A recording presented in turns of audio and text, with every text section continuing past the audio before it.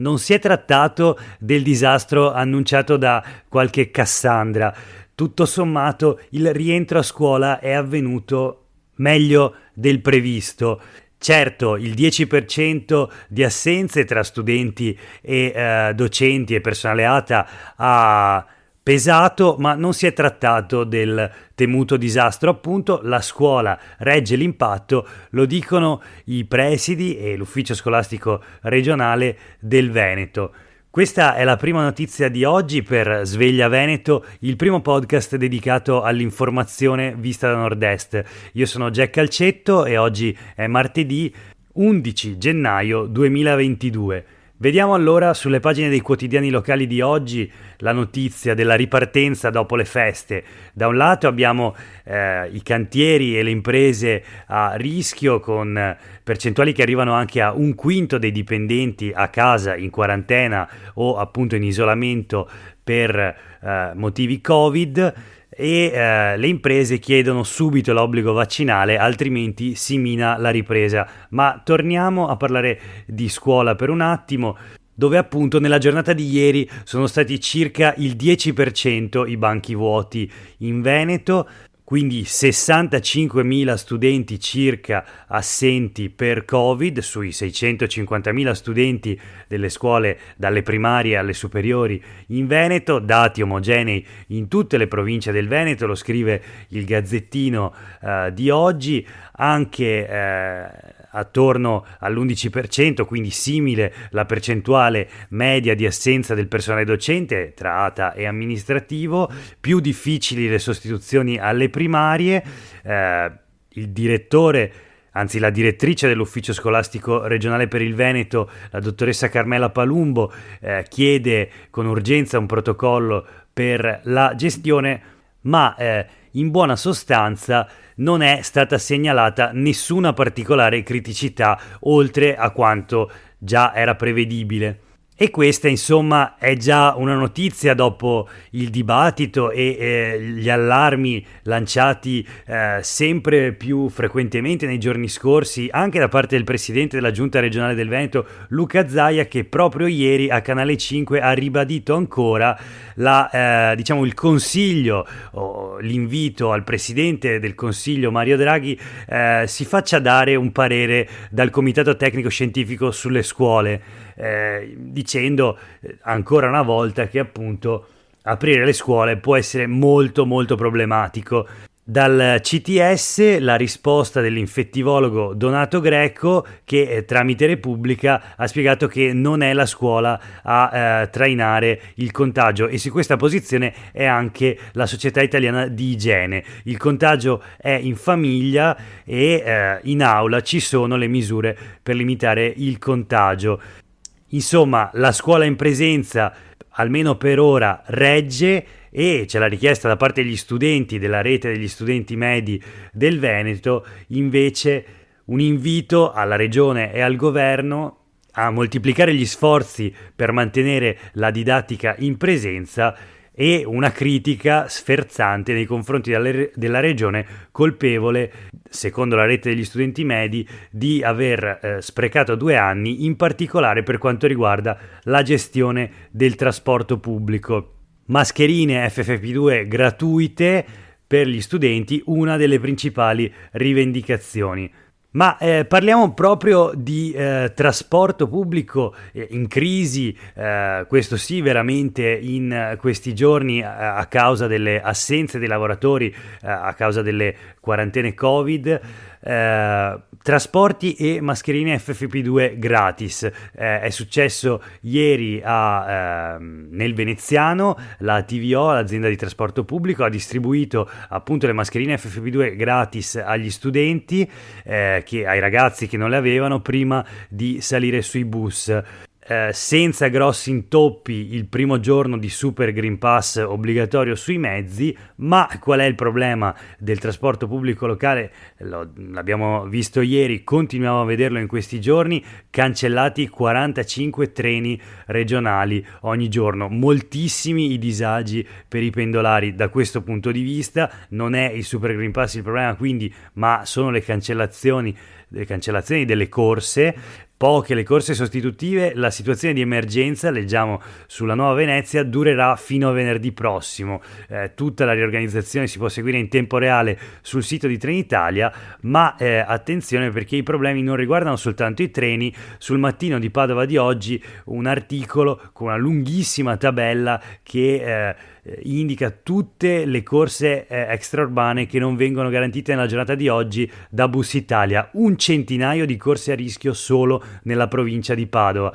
I maggiori disagi appunto per le tratte extraurbane, quindi ad ampliare quella distanza tra la periferia e il centro, che sicuramente è una caratteristica della nostra regione e del nostro paese. Previsti disagi appunto nella giornata di oggi per chi viaggia quindi su treni, bus, mentre partono gli aumenti dei biglietti, ma questo l'abbiamo visto ieri.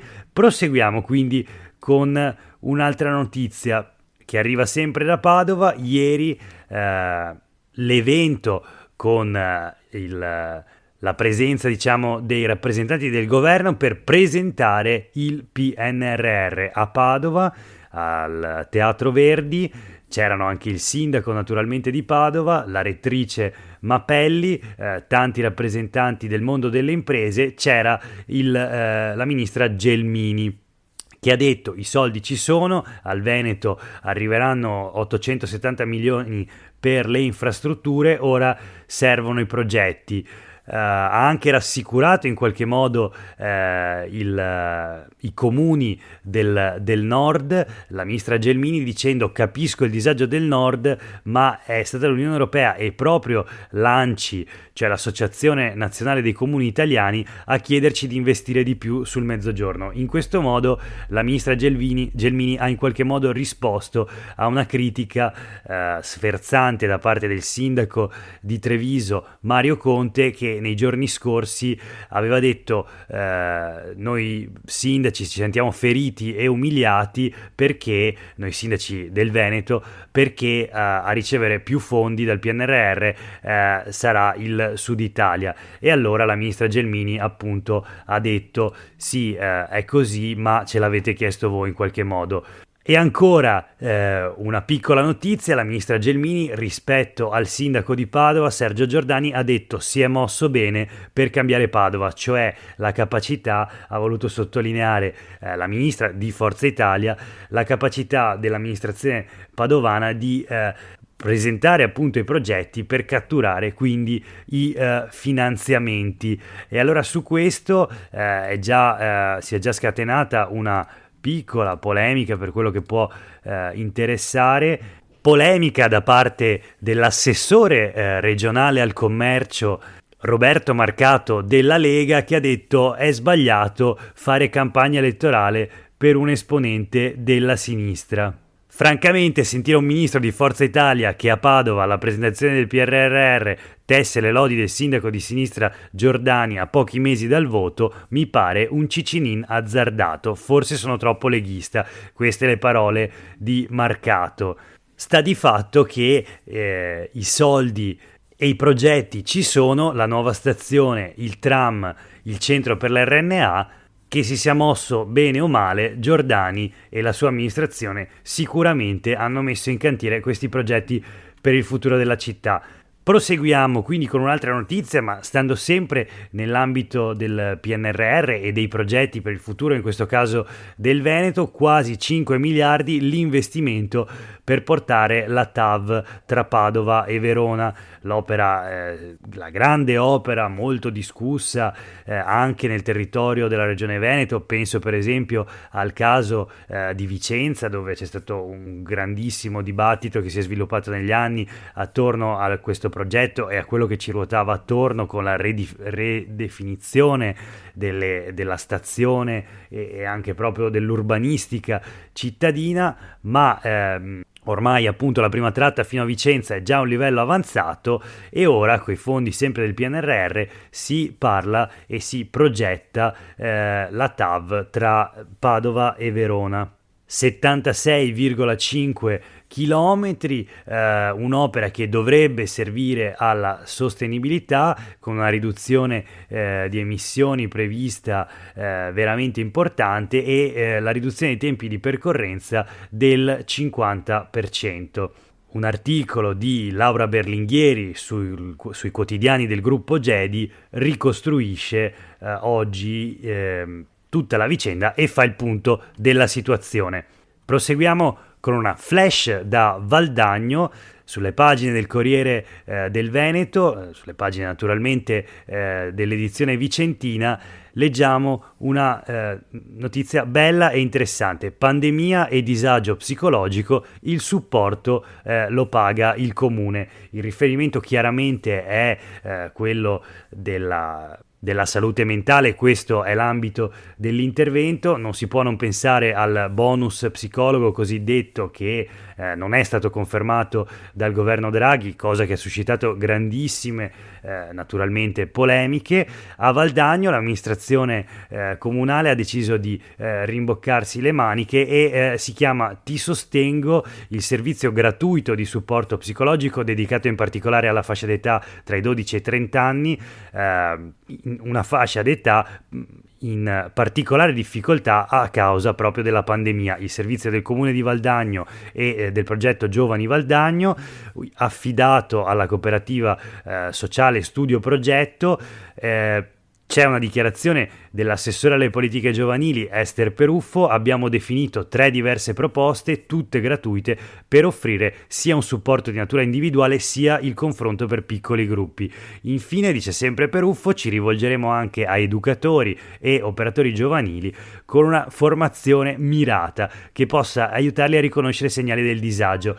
Il progetto sarà finanziato anche con fondi Covid governativi. Insomma, si può fare ed è una bellissima iniziativa, io credo, questa per intervenire nell'ambito della salute mentale, dove, come è noto, il Veneto investe pochissimo, i servizi sono veramente pochi e dopo 2 anni di pandemia non si capisce come mai non si sia ancora invertita la rotta in questo importantissimo settore di intervento a sostegno delle cittadine e dei cittadini. Ancora una flash, 2 showgirl e un filosofo, così si potrebbe intitolare questa notizia. Allora abbiamo Aida Jespica che ieri al padiglione 8 della Fiera di Padova ha effettuato la terza dose, la celebre showgirl di origini venezuelane in Fiera Padova, ma abbiamo anche Sabrina Salerno che all'ex Maber di Villorba, l'hub vaccinale, ha fatto sempre la terza dose, dandone grande visibilità sui social, dicendo sono testimonial dei vaccini ai cinquantenni. Completamente d'accordo quindi Sabrina Salerno con l'obbligo vaccinale per gli over 50. E c'è però anche un filosofo, e quindi Massimo Cacciari, a sorpresa l'ex sindaco in coda. Ho fatto la terza dose, dice Cacciari, sono costretto, si deve obbedire alle leggi. Insomma, non abbandona la polemica, ma dice chi può vada a immunizzarsi, chi non può vada lo stesso. Socrate insegna il rispetto delle regole. E chiudiamo la puntata di oggi con le ultime 2 notizie, una bella, colorata, e l'altra purtroppo nera e molto triste e brutta. Partiamo da questa. È mancato nella notte David Sassoli, presidente del Parlamento europeo. Era ricoverato per una grave forma di disfunzione del sistema immunitario. Solo ieri aveva cancellato tutti i suoi impegni ufficiali. Non ce l'ha fatta quindi, morto all'1:15 della notte a 65 anni. Si trovava al centro oncologico di Aviano, in provincia di Pordenone. L'ultima notizia di oggi invece è una flash, è colorata. Avvistamenti record di fenicotteri rosa nelle valli veneziane. Pensate, addirittura 14.229 esemplari. È questo il risultato del quinto censimento delle zone umide dell'Alto Adriatico. Il Veneto è leader per gradimento, tra virgolette, dei volatili, con 19.605 uccelli, complessivamente il 62% del totale. Per oggi è veramente tutto, grazie per aver ascoltato questa puntata di Sveglia Veneto. Io sono Jack Calcetto e oggi è martedì 11 gennaio 2022. A tutti voi che mi avete ascoltato, una buona giornata.